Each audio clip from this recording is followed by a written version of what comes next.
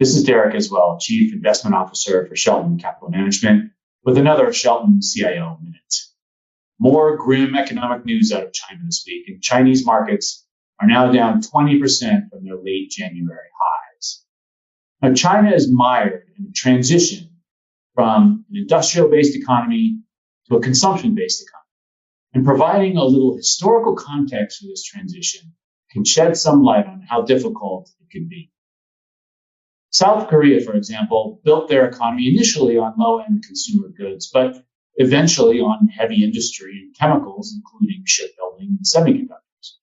They grew rapidly towards prosperity with a thriving middle class until the Asian financial crisis of 1997 demonstrated weaknesses in their primarily command-driven economy, including corruption.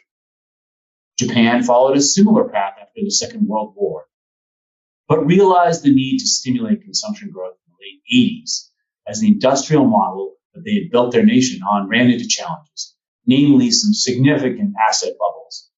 Their economy has stagnated for extended periods since then, as they still struggle to stimulate growth in their economy. Even the U.S. has experienced a similar transition in the late 19th and early 20th centuries. The rapid industrialization of our nation led to asset bubbles such as the railroad boom and frequent panics and depressions. Each of these examples tackled the transition in a different way, but all made it to the other side, with a burgeoning middle class and less volatile growth. The roads are not easy, and in all cases, the solution included some form of liberalization, more capable governance, and a focus on consumer needs.